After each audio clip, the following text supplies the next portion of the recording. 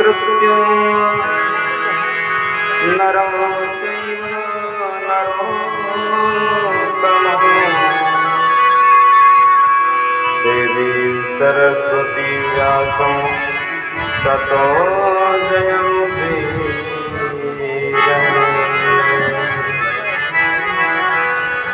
राधा मेरी स्वामिनी मैं राधे को दास जन्म जन्म मोहे दीजियो श्री वृंदावन को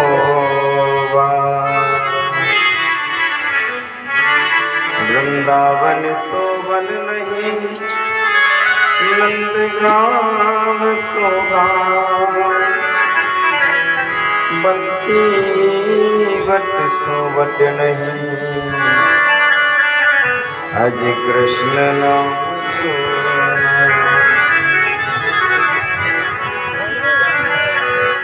जय जय श्री राधा रमण जय जय नवल किशोर जय गोपी चित चोर प्रभु जय जय माखन चोर जय जय माखन चोर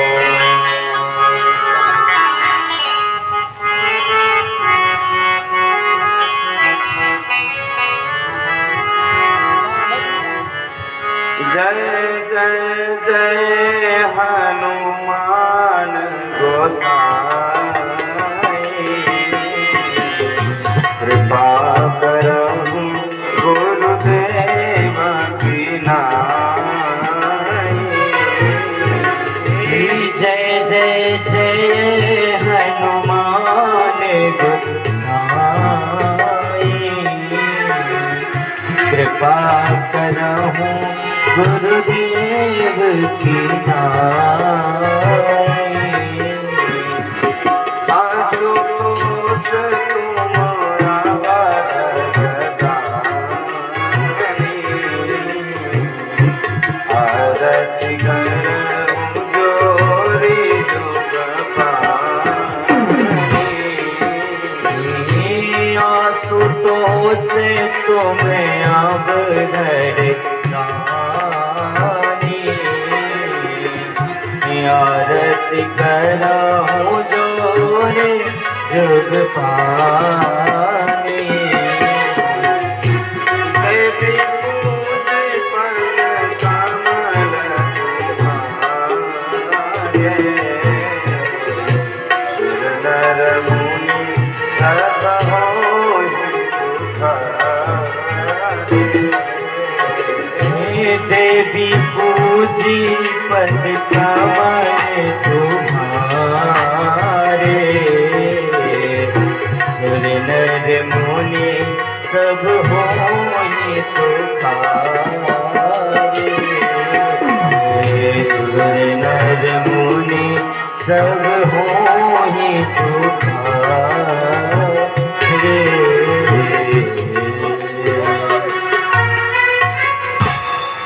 वृंदावन बिहारी लाल की जय श्री राधा माधव सरकार की जय शारदा मैया की जय परात्पर अखिलेश्वर अकार करुणा बुढ़ालय भक्तवंश कल्पतरु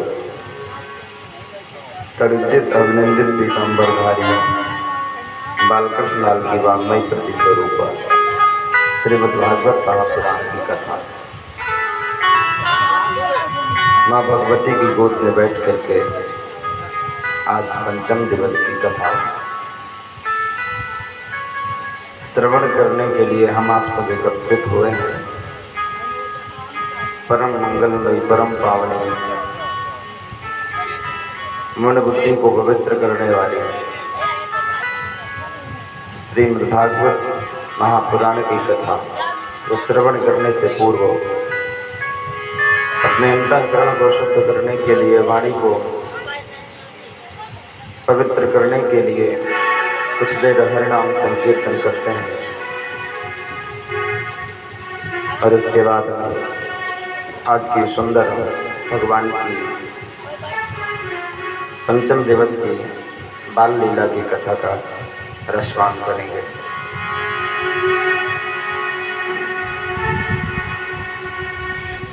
संसार के लोगों से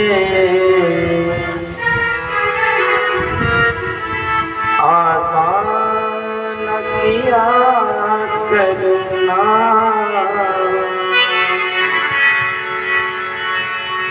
संसार के लोगों से आसान किया करना, संसार के लोगों से आसान किया करना, संसार के लोगों से आसान किया करना, संसार के लोगों से आसान किया करना। कोई न हो अपना, कोई न हो अपना, सिया राम कहा करना, जब कोई न हो अपना, सिया राम कहा करना, सिया राम कहा करना।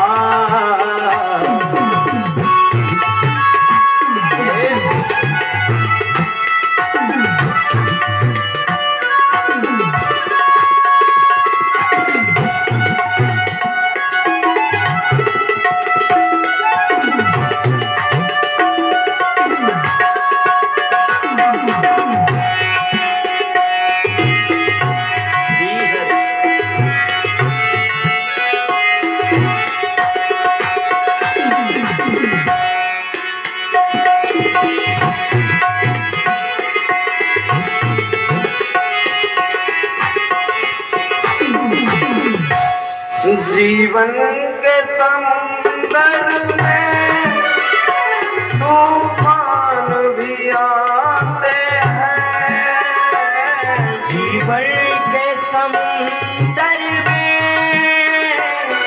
तूफान भी आते हैं,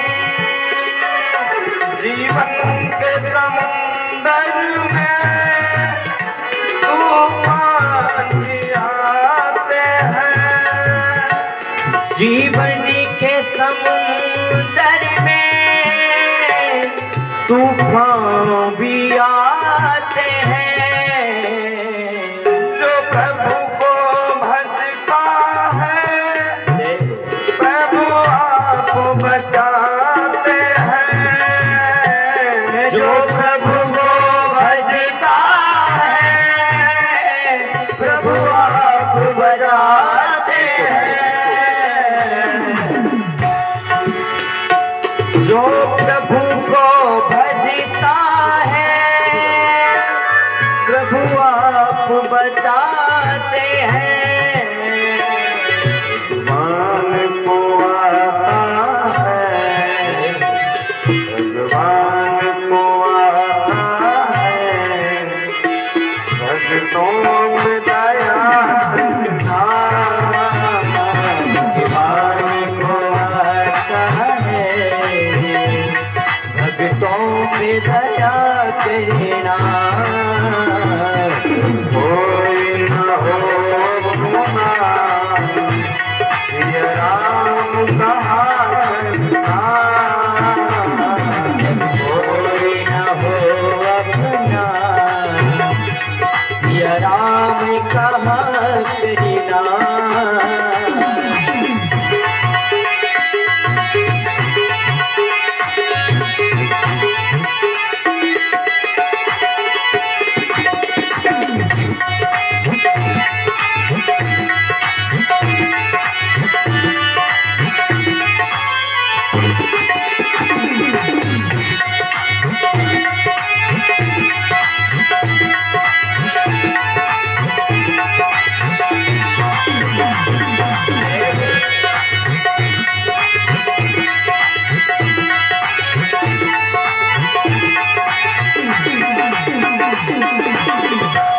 मत सोच अरे प्रभु तुझसे दूर नहीं, मत सोच अरे प्रभु तुझसे दूर नहीं, मत सोच अरे बंदे प्रभु तुझसे दूर नहीं, मत सोच अरे बंदे प्रभु तुझसे दूर नहीं, जब कष्ट हो भक्तों को प्रभु को मंजूर नहीं, जब कष्ट हो भक्तों को प्रभु को मंजूर नहीं, जब कष्ट हो भक्तों को प्रभु को मंजूर नहीं, जब कष्ट हो भक्तों को प्रभु को मंजूर नहीं, प्रभु ही आएंगे, प्रभु ही आएंगे, यही याद किया करना, प्रभु ही आएंगे, यही याद किया करना, कोई न हो ये राम कहा, कोई न हो अपना सिया राम कहा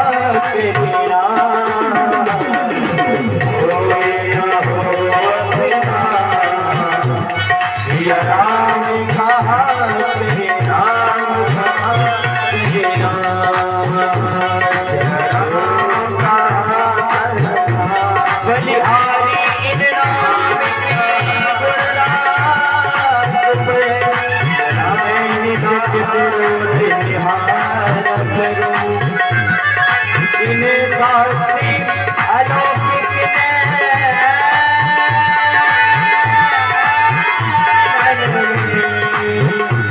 मैं सिया राम सदा पुकारा करूं, सीता राम चरण बंदे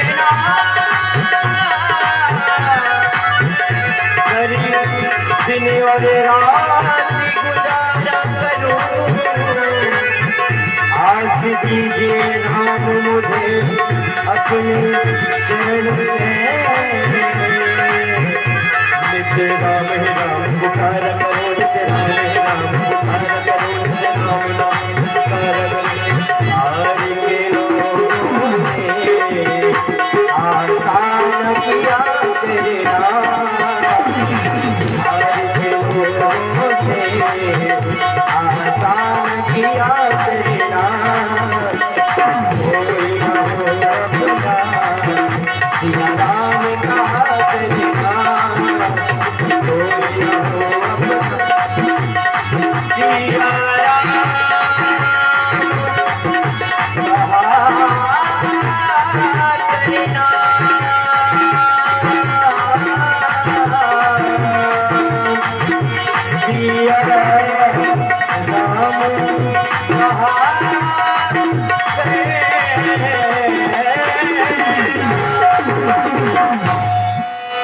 वृंदावन बिहारी लाल की जय।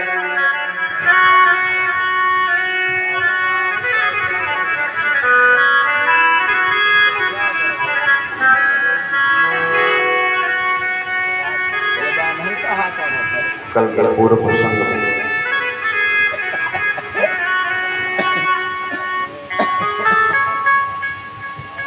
आप लोगों ने श्रवण किया किस प्रकार से भगवान का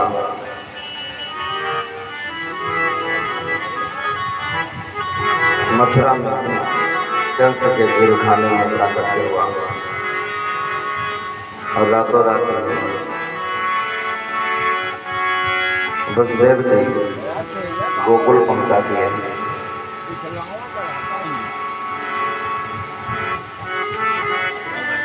प्रातः गोकुल में जब नंद बाबा को पता चला कि मेरे यहाँ लाल का जन्म हुआ है, 9 लाख गायों को दान करने का संकल्प कर लिया। गायों के खुरों को सोने से मढ़ करके, सींगों को सोने से मढ़ के, चांदी की चादर लपेट करके गायों का दान किया। तिल के पहाड़ बना करके दान किए।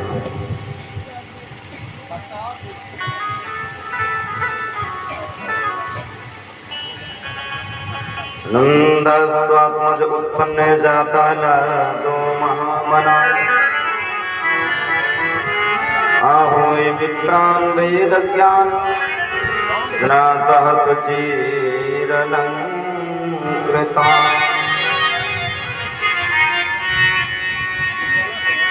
नंद बाबा के आत्मा जुड़ा है, बेटा हुआ, इसलिए आज वो महामन वाले बने। जाता हला दो महामना, आत्मज बेटे के जन्म से महामन वाले बन गए।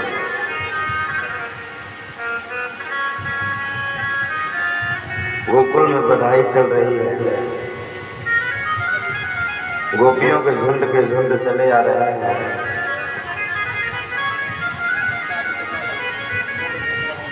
एक बूढ़ी मैया ब्रजवासी छोरा से पूछती है, क्यों रे लाला, नंद बाबा के कहाँ हो? वह ब्रजवासी छोरा के हाथ में दही मक्खन का गोला रखो तो सुबह ब्रजवासी छोरा ने वह गोला को उठायो और जब बाग से मैया के मुख में दे दो तो मैया ने कहा लाला,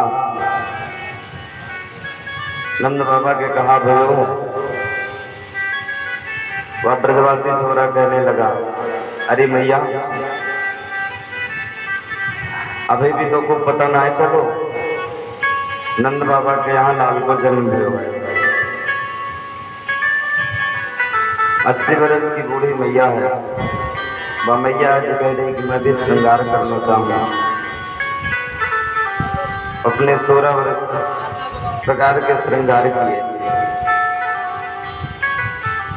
सारा श्रृंगार उल्टा सीधा हो गया।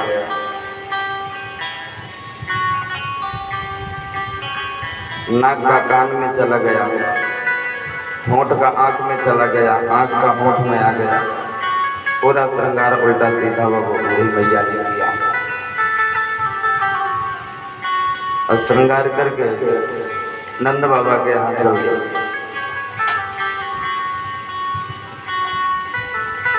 यशोदा जी से कहती है, अरे नंद रानी, तेरे लाल को जन्म भयो है, मैं बधाई देवे चाहूंगा। नंदरानी कहते हैं, रे भैया, जी भर के बधाई है, खूब आशीर्वाद दो लाला। तुम सबकी कृपा से तो ये लाला हुआ है।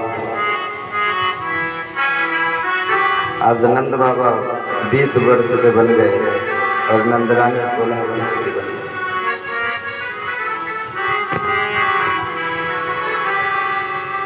आज इस संसारिक जगत में भी किसी के बेटा होता है, 60 वर्ष का होगा तो भी 20 वर्ष की बात होगी, उत्सुकता आ जाती है उसके अंदर। वह मैया बड़ी जोर से बधाई गाने लगी और लाला को आशीर्वाद दे रही है।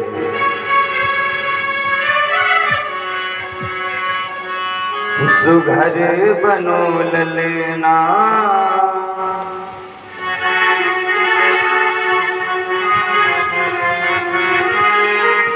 झूलो मोरे पलना, सुघर बनो ललना, झूलो मोरे पलना,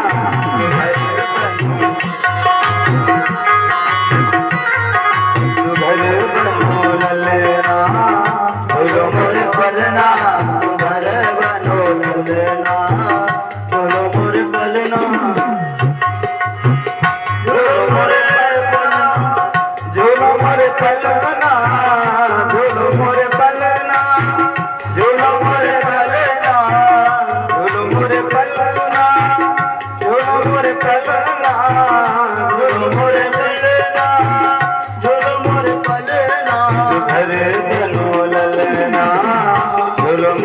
पलना सुघर बनो ललना गुरु मोरे पलना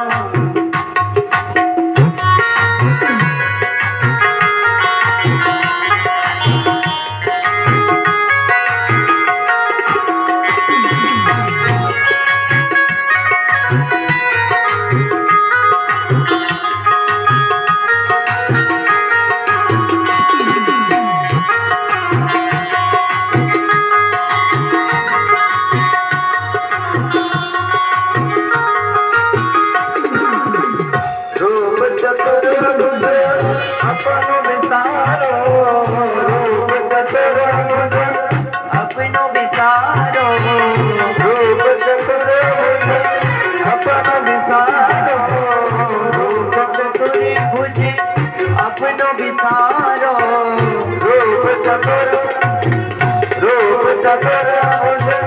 अपनो विसारो रूप चतुर्भुज अपनो विसारो बनो प्यारो ललना सुनो मोरे पलना सुघर बनो ललना सुनो मोरे पलना सुघर बनो ललना सुनो मोरे पलना सुघर बनो ललना सुनो मोरे पलना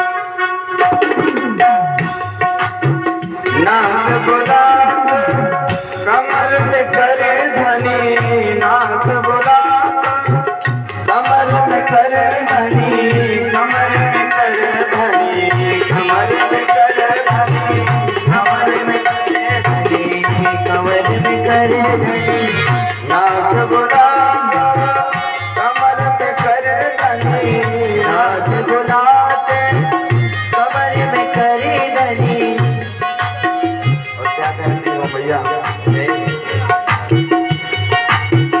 उंगली पकड़ी तेरे उंगली पकड़ी तेरे उंगली पकड़ी पड़ेगा तुम्हें चलना चलो मुझे पलना घर बनो ललना चलो मुझे पलना तो घर बनो ललना चलो मुझे पलना मेरे बनो ललना चलो मुझे पलना चलो मुझे पलना चलो मुझे पलना चलो मुझे पलना चलो मुझे पलना चलो मुझे पलना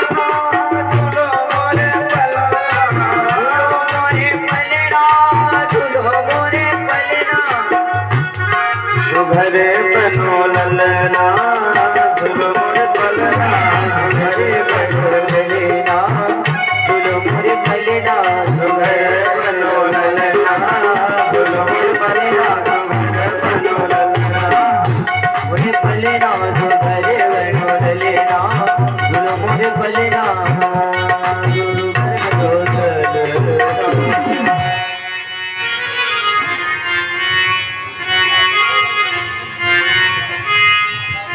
सारे ब्रजवासी बधाई गा रहे हैं, आनंद मना रहे हैं।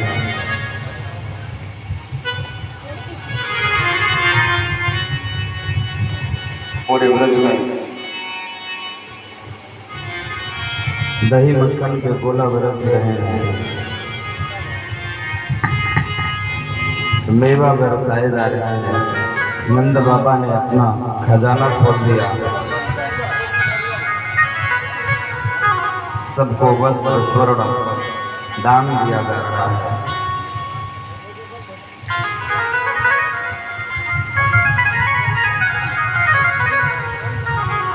9 लाख गायों को दान दिया नंद बाबा ने।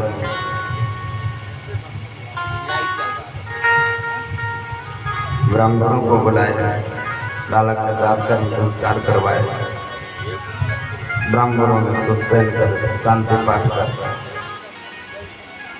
बालक दीर्घायु हो, यशवान हो, कीर्तिवान हो।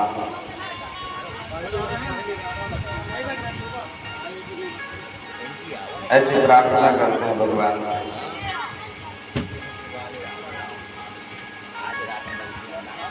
ये तो रही गोकुल की बात। यहाँ बधाई चल रही है, बधाई चलने दीजिए। और अब हम आप चलते हैं मथुरा। वसुदेव जी जिस कन्या को लेकर के आए थे, भगवान की माया थी। जैसे माया का स्पर्श हुआ, कारागृह में प्रवेश किए तो सारे दरवाजे बंद होते गए, द्वारपाल जागते गए। सब दरियों को पार करके जब अपने कक्ष पे कारागार में गए तो वसुदेव जी को हथकड़ी लग गई, बेड़ी लग गई, कमर में गर्दनी लग गई। जब भगवान का स्पर्श हुआ तो माया के सारे बंधन मिट गए, कट गए। और जब माया का स्पर्श हुआ तो पुनः सारे बंधन लग गए। जीव जब तक माया से बंधा हुआ होता है तब तक उसके जीवन में मोह के, ममता के हथकड़ी और बेड़ियां जीवन पड़ी रहती है। और जब भगवान के समीप चला जाता है, भगवान की शरण चरण गति को प्राप्त कर लेता है, तो ये सारे मोह बंधन के नाते ये हथकड़ी बेड़ियां स्वतः टूट जाती हैं।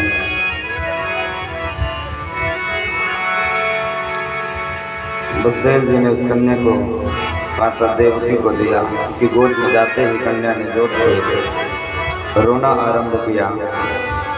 रोने लगी, द्वारपाल जग गए, चिल्लाए, अरे देवकी का 8वां गर्भ हो गया, देवकी का 8वां गर्भ हो गया। दौड़े दौड़े गए महाराज कंस के पास, महाराज महाराज महाराज देवकी का 8वां गर्भ हो गया, देवकी का 8वां गर्भ हो गया। कंस ये बात सुनने के लिए कब से डलाई था कि देवकी का 8वां गर्भ कब होगा, कब मुझे पता चलेगा, मेरा काल जन्म कब लेगा, कब मैं उसे मारूंगा। कंस को रात में नींद नहीं आती थी, दिन में चैन नहीं पड़ता था, कोई कार्य नहीं कर पाता था, सभाएं नहीं कर पाता था। जैसे उसे पता चला, नंगे पांव सिंहासन से कूद पड़ा, दौड़ पड़ा, दौड़ते दौड़ते कारागार में पहुंचा। और जैसे ही देखा कि देवकी की गोद में एक छोटा सा बच्चा है, तुरंत उसके पैरों को पकड़ा और खींचने लगा। देवकी ने कहा, भैया ये पुत्र नहीं, ये पुत्री है। तुम्हें तो मेरे 8वें पुत्र से भय था, तुम्हारा काल 8वां पुत्र था, 8वां पुत्र नहीं पुत्री हुई है। आप इस पुत्री को छोड़ दीजिए। मारे तूने पुत्र सब नेक नया लाज, पुत्री को तो छोड़ दे, रख ले इतनी बात।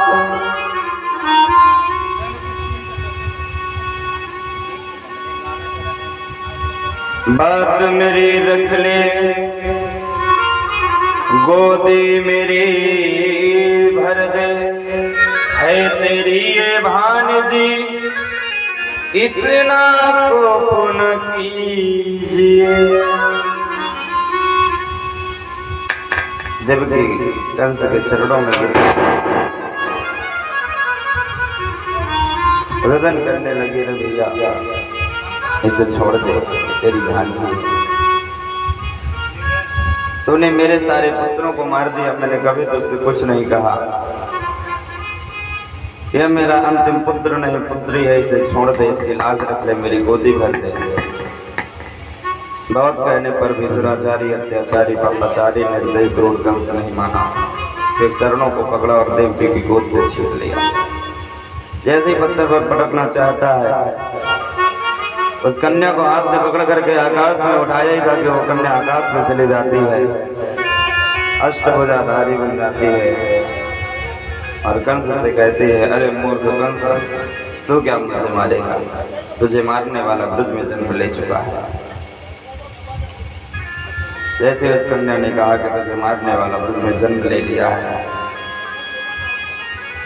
कंस भयभीत होता और कहता है कि वो कैसा होगा, काला काला होगा।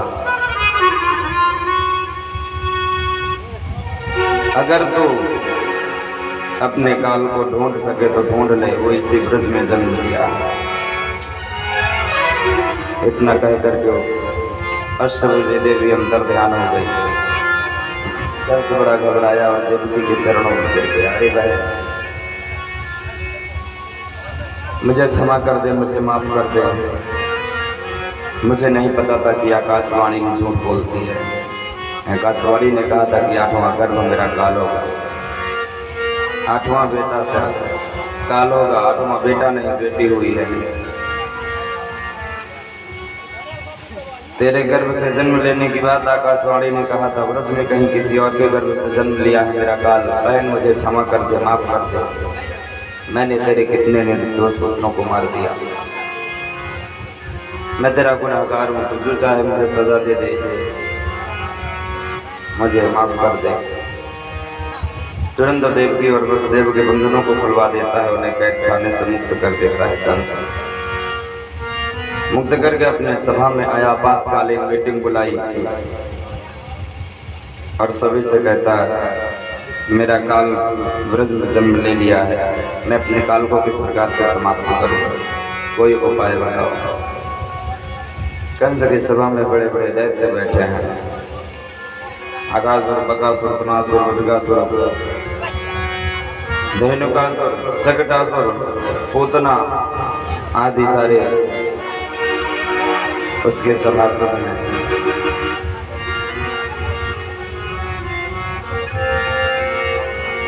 सारी सभासदों ने एक स्वर में कहा, महाराज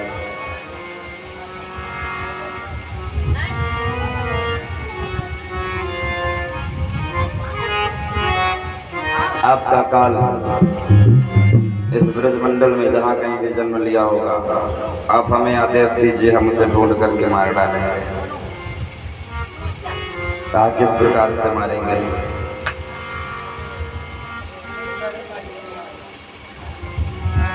कहा, आज से 1 महीने के अंदर जितने भी बच्चे पैदा हुए होंगे, हम सबको ढूंढ ढूंढ करके मार डालेंगे। उन्हीं में आपका काल भी होगा, वो भी समाप्त हो जाएगा।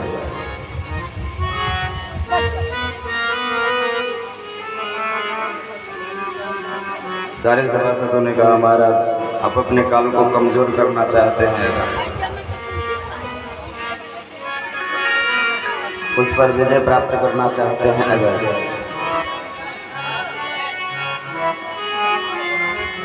यज्ञ विध्वंस कराइए, गौ हत्या कराइए, ब्राह्मणों का, संतों का अपमान करवाइए, क्योंकि आपके काल की शक्ति यही है, गौ ब्राह्मण कन्या संत। अगर ये कमजोर हो जाएंगे, इनकी शक्ति उससे नहीं प्राप्त होगी, तो आपका वाल्मीकि माता नहीं कर पाएगा।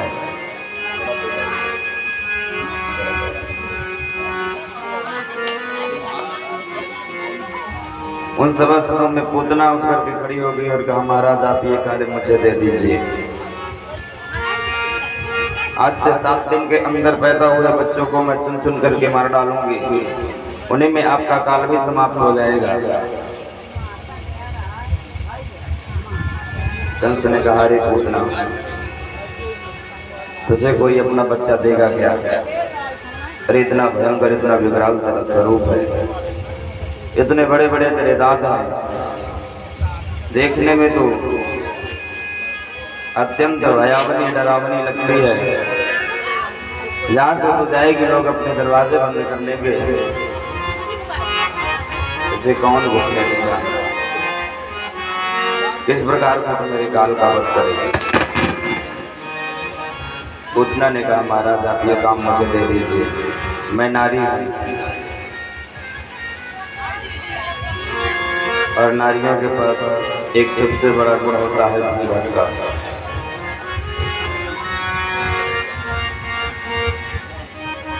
मैं नारी हूँ और नारियों के पास सबसे बड़ा गुण होता है घूंघट का। मैं सुंदर स्वरूप बनाऊंगी, देवी स्त्री हो जाऊंगी, लंबा घूंघट कर लूंगी और यत्र तत्र भ्रमण करते हुए जाऊंगी, अपने स्थल में कालकूट नाम का विष लगा लूंगी। सभी से प्रार्थना करके कि तेरे बेटे को आशीर्वाद देना है, ऐसा कहकर उससे उसका बेटा ले लूंगी, उसका मुख अपने स्थल में दे दूंगी, झट से वो समाप्त हो जाएगा।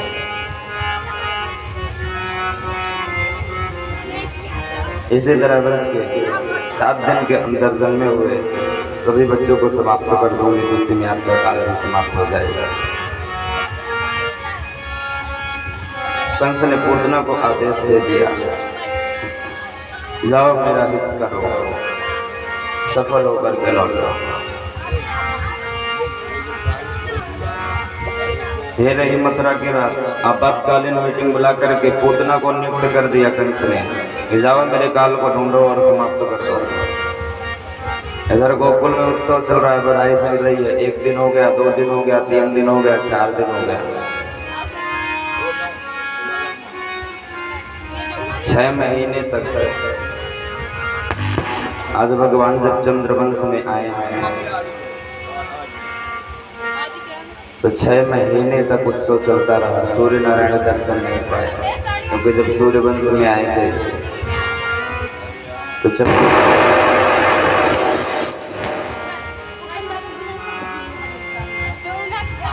चंद्रदेव भी दर्शन नहीं पाए थे।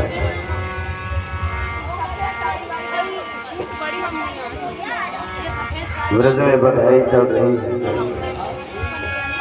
लक्ष्मी के समान रूप बना करके पूतना अपने स्तनों में कालकूट नाम का विष लगा करके मथुरा से निकलती ब्रज में घूमती हुई जा रही है। जिस किसी के भी घर में जाती है, अरे बहन मैं तो तुम्हारी पुरानी सखी हूँ, याद नहीं आया? मैंने सुना है तुम्हारे यहाँ बेटा का जन्म हुआ है, बधाई देने के लिए आई हूँ, आशीर्वाद देने के लिए आई हूँ। कहाँ है तुम्हारा बेटा? बताओ, लाओ आशीर्वाद दे दो। इस प्रकार से वो सखी अपने बेटे को दे देती है और इधर उधर हो जाती है। मौका पा करके पूतना झट से उसके बेटे का मुख अपने स्तन से लगाती है। कालकूट नाम का विष मुख लगाते ही समाप्त हो जाता है बच्चा। ब्रज के सारे सुकुमार अबोध बालकों को इसी प्रकार से समाप्त करती हुई आज 6वां दिन गोकुल पहुँच गई पूतना। बड़ा सुंदर स्वरूप है ये उसके बताऊं। ब्रज की स्त्रियां गोकुल की नारियां देख रही हैं तो उन्हें ऐसा प्रतीत हो रहा है मानो वैकुंठ से लक्ष्मी जी आ गई हो।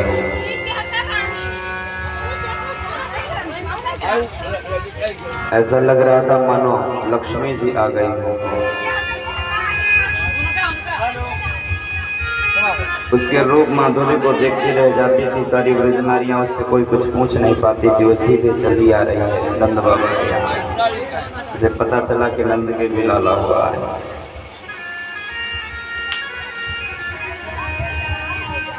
नंद बाबा के यहाँ आई,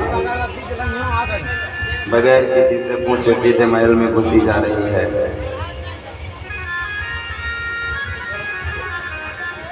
दरवाजे पर सखियां खड़ी हैं, नंदरानी की।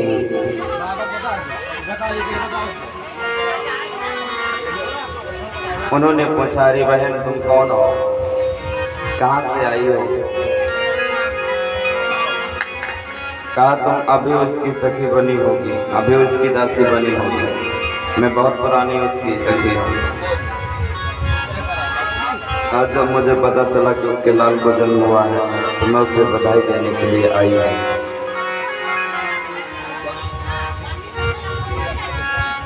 दासियों ने सोचा कि हो सकता है कोई बहुत पुरानी सखी रही हो, इसे ज्ञात हुआ हो तो ये आई हो बधाई देने। रास्ता दे दिया, महल में प्रवेश कर गई। तमाम दास दासियों के बीच में, सखियों के बीच में नंदरानी बैठे हैं। पालने में लल्ला लेटा है। जैसे नंदरानी को देखी तो क्षमा भेष धारणी पूतना कहने लगी, अरे बहन, अरे सखी, बड़े दिनों के बाद तुझे देख रही हूँ, तो कितनी दुबली हो गई है, तुझे खाने को नहीं मिलता क्या? मैंने सुना है तेरे लाल का जन्म हुआ है, मैं उससे बधाई देवे की आई हूँ। कहाँ है तुम्हारा लाल? नंदरानी भी सोचने लगी कि आखिर ये मेरी कौन सी पुरानी सहेली है, मुझे तो कुछ याद ही नहीं आ रहा। दास दासियों के बीच में घिरी हुई बैठी थी उसी नंदरानी ने सोचा कि अगर मैं कह दूंगी कि मैं तुझे नहीं जानती हूँ तो ये कहीं ये ना समझ ले ये जानबूझ करके ऐसा कह रही है, या जिसे बेटा प्राप्त हुआ है तो ये दिखाना नहीं चाहती। याद नहीं आया कि कौन सी पुरानी सखी है, फिर भी नंदरानी ने कह दिया कि हाँ बहन, हेलो हेलो, तेरा ही बेटा है, पालने में पड़ा है, खूब आशीर्वाद दे, खूब बधाई गाओ। यशोदा रानी बैठी हैं आंगन में, पालने में कन्हैया लेते हैं, छद्म वेश धारणी पूतना पहुंच जाती है पालने के पास। जैसे ही पूतना पहुंचती है, आंगन में दो पालना है, एक में दाऊ भैया लेते हैं और दूसरे में कृष्ण कन्हैया लेते हैं। कन्हैया के पालने की तरफ गई और जैसे ही कृष्ण को देखती है, लल्ला को देखती है, तो लल्ला ने अपनी आंखें बंद कर ली। ऋषियों ने कहा कि भगवान ने आखिर आंखें क्यों बंद कर ली? आचार्य सुखदेव जी परीक्षित से कहते हैं, परीक्षित जानते हो भगवान ने आंखें क्यों बंद की? इसमें अलग अलग ऋषियों का अलग अलग मत है। भगवान सोचने लगे 24 अवतारों में मेरे दो ही अवतार श्रेष्ठ है, रामावतार और कृष्णावतार, और इन दोनों अवतारों में क्या मुझे प्रथम पद स्त्री का ही करना पड़ेगा? त्रेता में मैं राम बन करके आया तो प्रथम पद ताड़का का किया, और आज द्वापर में मैं कृष्ण बन करके आया हूं तो पहले ही पूतना मौसी आ गई। आंख बंद करके मन में विचार कर रहे हैं कि इसे मारूं कि ना मारूं। एक दूसरे ऋषि कहते हैं कि भगवान ने अपने नेत्र इसलिए बंद किए, भगवान जानते हैं कि ये कालकोट नाम का विष लगा करके आई है। भगवान नेत्र बंद करके भगवान भोलेनाथ का भूत भावन का याद कर रहे हैं, स्मरण कर रहे हैं। हे भूत भावन भगवान, मैं तो इस ब्रज में दूध दही माखन मिश्री खाने के लिए आया हूँ, और ये पूतना विष लगा करके आई है। अभी तक मेरे मुख में कुछ गया नहीं, और यह विष मुझसे सहन नहीं होगा, इसलिए विष पीने वाले तो आप हैं, आप मुझ पर कृपा करिए, इस विष को ग्रहण करिए। एक ऋषि और कहते हैं कि भगवान ने अपने नेत्र इसलिए बंद किए क्योंकि प्रीतर नयन योगा, तो जब नेत्र से नेत्र मिलते हैं तो प्रेम उत्पन्न होता है। और भगवान सोचने लगे कि अगर मेरे नेत्र इसके नेत्र से मिल जाएंगे और प्रेम हो जाएगा तो इस दुष्टा का वध नहीं कर पाऊंगा मैं, इसलिए भगवान ने अपने नेत्र बंद। अलग अलग ऋषियों ने अलग अलग मत दिए। आचार्य सुखदेव जी कहते हैं, परीक्षित भगवान ने अपने नेत्र बंद कर लिए। जैसे ही यशोदा किनारे होती है, पूतना ने मौका पाया, घर से लाला को उठाया, अपने स्तन में मुख दे दिया। 1 मिनट, 2 मिनट, 4 मिनट, 5 मिनट मैं बालक स्तन का दुग्ध पान करता रहा। पूतना सोचने लगी कि मैंने कालकूट नाम का विष लगाया था, मुख जाते ही सेकंड नहीं लगते थे, बच्चा समाप्त हो जाता था। आखिर क्या बात है, मर क्यों नहीं रहा है? प्रथम तो भगवान ने उसके स्तन में लगा हुआ जहर का पान किया और फिर दूध का पान करने लगे। 10 मिनट 15 मिनट हो गए, पूतना घबराई। आखिर बात क्या है? धीरे धीरे स्तन का दुग्ध भी समाप्त हो गया। भगवान ने उसके प्राणों को पीना आरंभ किया।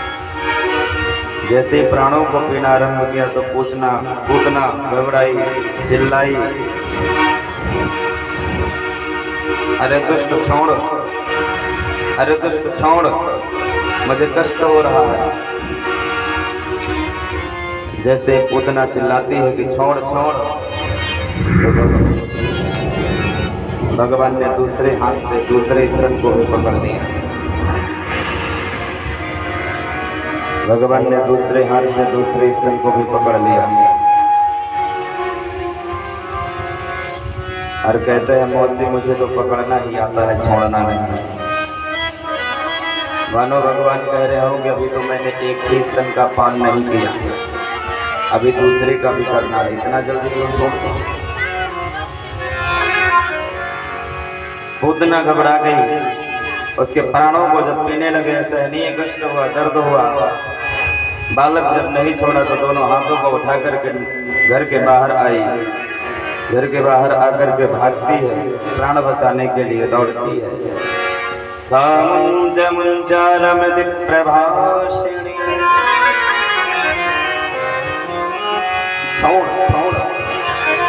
छोड़ लाला मुझे छोड़, बार बार इस शब्दों का उच्चारण करती है।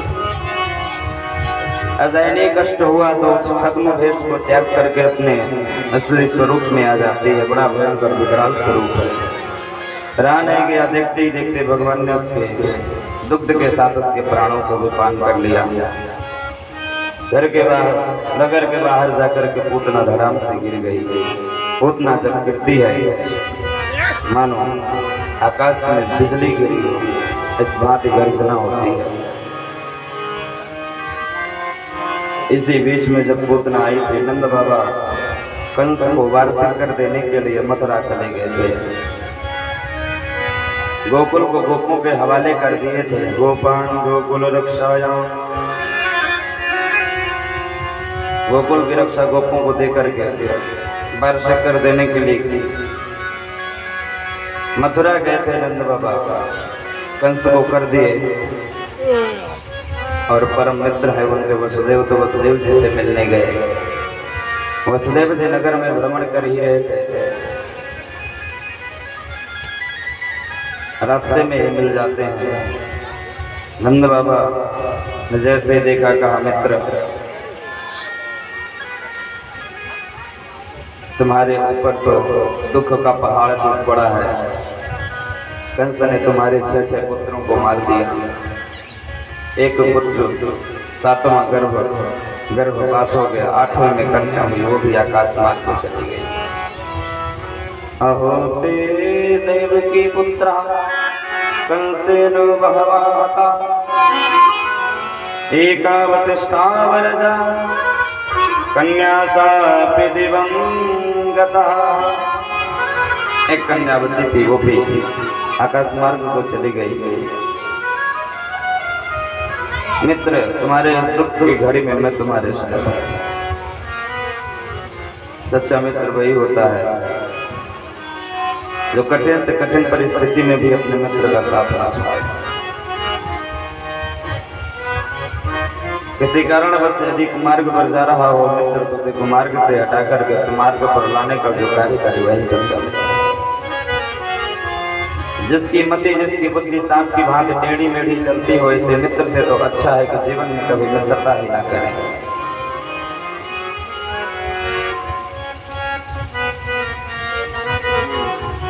नंद बाबा ने कहा मित्र मैं तुम्हारे इस दुख की घड़ी में तुम्हारे साथ हूं, कहो मैं तुम्हारा कैसे हित करूं। नंद बाबा के साथ काफी समय तक वार्ता हुई और अब नंद बाबा से वसुदेव जी कहते हैं कि बाबा अब आप गोकुल जाएं, क्योंकि मुझे ऐसा आभास हो रहा है, मुझे ऐसा प्रतीत हो रहा है कि गोकुल में कहीं कोई उत्पात ना हो जाए। नंद बाबा भी जानते हैं कि वसुदेव जी सोचते जो है वही होता है, कहना नहीं। अगर नंद वसुदेव जी ने मन में सोच लिया कि कहीं ऐसा हो ना जाए, वैसा हो जाता है। तुरंत उनकी बात को मान लेते हैं और मित्र से विदा लेकर के बड़ी तीव्र गति से नंद बाबा गोकुल की ओर चल दिए हैं। उधर गोकुल में उस पूतना को मरा हुआ गोकुलवासियों ने देखा। यशोदा मैया ने जब अपने लल्ला के पालने के समीप गई, उसमें लल्ला नहीं है तो घबराई, रोई, चिल्लाई, नगर के बाहर आई। लोगों ने बताया मैया घबराओ नहीं, परेशान मत हो, नगर के बाहर एक राक्षसी पड़ी है, उसकी छाती पर आपका लल्ला लेटा हुआ है। दौड़ी दौड़ी जाते हैं, सीढ़ी लेकर के आई, बड़ा भयंकर विकराल स्वरूप है। सीढ़ी लगाई, सीढ़ी लगा करके ऊपर चढ़ी और पूतना की छाती से लल्ला को उतारे। यशोदा मैया की गोदी में दिया लल्ला को। मैया ने गौशाला लेकर के गई, गाय के मुंह से झाड़ा लगाया। भगवान के ही नाम से भगवान का झाड़ा लगा रहे हैं। फिर ऋषिकेश भगवान सोते हुए मेरे लाला की रक्षा करना है गोवर्धन भगवान। खेलते हुए मेरे लाला की रक्षा करना, हे बद्रीनाथ भगवान, खाते हुए मेरे लाला की रक्षा करना। भगवान के ही नाम से भगवान का झाड़ा लगा रही।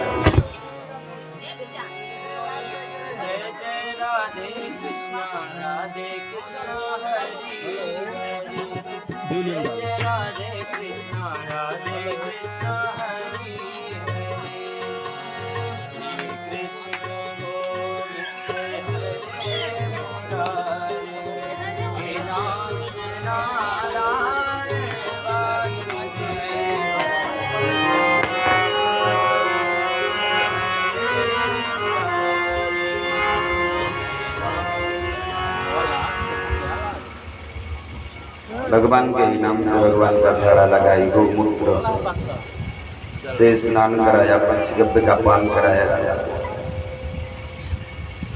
इधर ब्रजवासी सोच रहे हैं कि इस राक्षसी का पोतना का क्या करें। किसी वृद्ध ने विचार करके कहा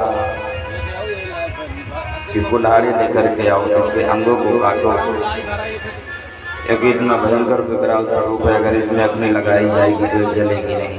इसके छोटे छोटे टुकड़े करो और फिर इसमें अग्नि लगाओ, तब जा करके इसका शरीर जलेगा, सब जलेगा।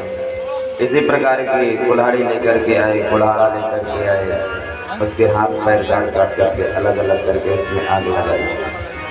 आग लगाई, पूतना का शरीर जलने लगा। जब जलने लगा तो उसमें चंदन की लकड़ी की खुशबू आई। आचार्य सुखदेव जी से राजा परीक्षित कहते हैं, गुरुदेव, पूतना राक्षसी थी, बाल घातनी थी, दुष्टा था। उसके शरीर के जलने पर दुर्गंध आनी चाहिए, सुगंध क्यों आई?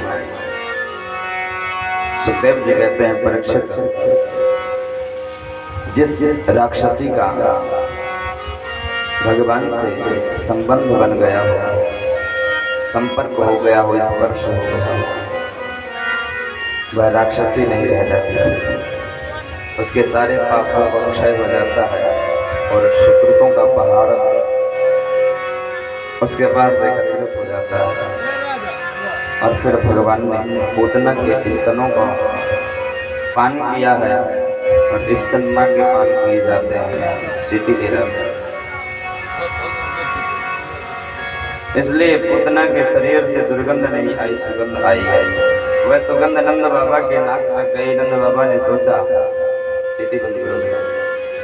नंद बाबा ने सोचा कि कहीं मेरे चंदन की वन में आग तो नहीं लग गई, ये चंदन की सुगंध कहाँ से आ रही है। दौड़े दौड़े गोकुल आए। गोकुलवासियों ने कहा, बाबा बाबा बाबा, आपके जाते ही बड़ा उत्पात हुआ, भयंकर राक्षसी पूतना आई थी, लाला को उठा ली, मारना चाहती थी हमारे लाला को। लेकिन भगवान की कृपा, हमारा लाला सुरक्षित है, वो पूतना अपने ही कर्मों के द्वारा स्वयं मर गई। नंद बाबा ने सोचा, वसुदेव जी ने ठीक ही कहा था कि बाबा आप जल्दी जाएं, गोकुल में कहीं कोई उत्पात ना हो जाए। कहा ये सुगंध कहाँ से आ रही है? कहा ये सुगंध उसी पूतना के शरीर से आ रही है। नंद बाबा भी विचार करने पर विवश हो गए कि बाल घातनी के शरीर से सुगंध आनी चाहिए।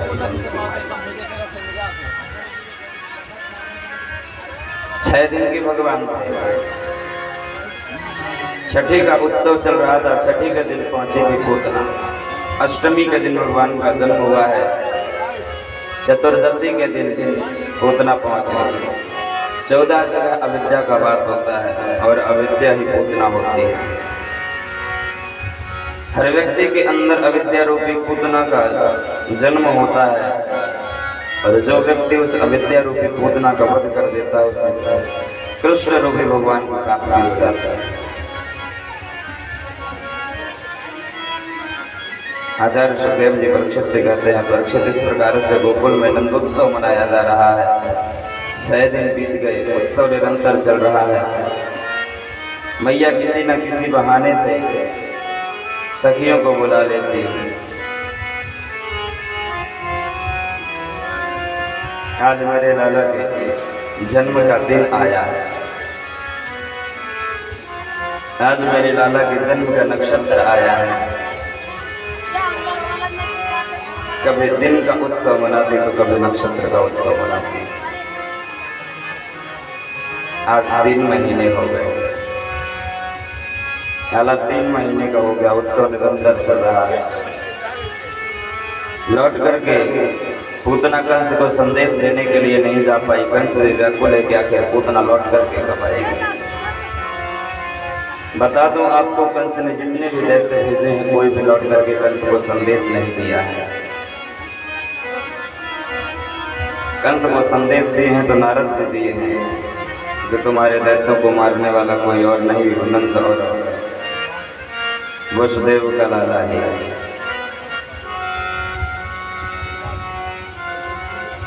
3 महीने के हो गए, पूतना लौट करके नहीं आई। आज कंस विचार किया और सक्टासुर को आदेश दिया।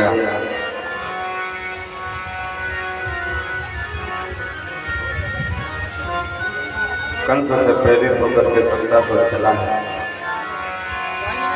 कंस के मन में भी शंका होने लगी है कि बालक का जन्म होता है, 1 दिन 2 दिन 10 दिन तक उत्सव चलता है, आखिर गोकुल में नंद के यहाँ 3 महीने हो गए उत्सव क्यों चल रहा है। मन में विचार करके उसने सक्टासुर को आदेश दिया कि जाओ मेरे काल का वध करके आओ। सक्टासुर बैलगाड़ी के रूप में आया, सकट के रूप में। नंद बाबा के महल के बाहर बैलगाड़ी के रूप में खड़ा हो गया। 3 महीने हो गए, भगवान के जन्म का नक्षत्र आया। मैया ने नाई को बुलवाया और कहा, ए नाई जबरदस्त में लगा दे दो भाई, आज मेरे लाल के जन्म नक्षत्र पर बधाई गाने को बुलवा है। नाई गया, ब्रज में दुहाई लगाया, नंदरानी के लाला के जन्म नक्षत्र में बधाई गाने को बुलवा है। सब बधाई गाने के लिए एकत्रित हो गई ब्रज नारी। किसी ने कहा कि नारी रानी ढोलक लाओ, मजीरा लाओ, हमको सब मिलकर के बधाई गाएंगे। एक सखी ने उच्च स्वर में कह दिया तो नंदरानी कहती है कि अरे सखी धीमे बोलो, मैंने अभी अभी अपने लाल को सुलाया है, पालने में वो जग जाएगा। तो सखी कहती है कि अरे बहन तो फिर बुलाया क्यों है, तो हम आई हैं तो कुछ गाएंगे तो आवाज़ तो होगी। कहा 1 मिनट रुको, मैं अभी बताती हूँ। तुरंत अपने लाला को उठाई और इधर उधर दृष्टि डाली तो महल के बाहर वह सक्टासुर बैलगाड़ी के रूप में पड़ा था। विचार के मैया के बैलगाड़ी के नीचे बिस्तर डाल के उससे पे लाला को सुला दिया। ऐसा ही किया, उसके नीचे लाला को सुला दिया और कहा गया खूब प्रेम से बधाई गाओ। सब मिलकर के बधाई गाई और रानी से कहते हैं कि खूब आशीर्वाद देंगे हम तुम्हारा लाला, दिन प्रतिदिन जिस प्रकार से शुक्ल पक्ष का चंद्रमा बढ़ता है वैसे ही बढ़ेगा। और एक स्वर में सब मिलकर के गाने लगी बधाई। आप सब में मिलकर के गाए, हो रानी तेरो लाला बढ़े जैसे चंदा, रानी तेरो लाल बढ़े जैसे चंदा, रानी तेरो लाल बढ़े जैसे चंदा, रानी तेरो लाला बढ़े जैसे चंदा, हो रानी तेरो लाल बढ़े जैसे चंदा, बढ़े जैसे चंदा, बढ़े जैसे चंदा, हो बढ़े जैसे चंदा, बढ़े जैसे चंदा, रानी तेरो लाला बढ़े जैसे चंदा, हो रानी तेरो लाल बढ़े जैसे चंदा। जय हो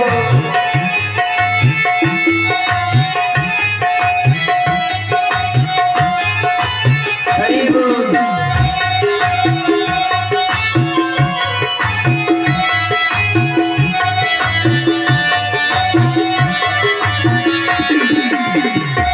सभी लोग तालियां बजाते हुए बधाई दें, आनंद कीजिए नहीं।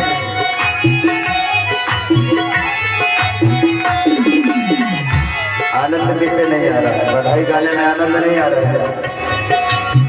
अगर आ रहा हो तो नहीं नाच सकते हैं तो शादी को बजा ही सकते हैं।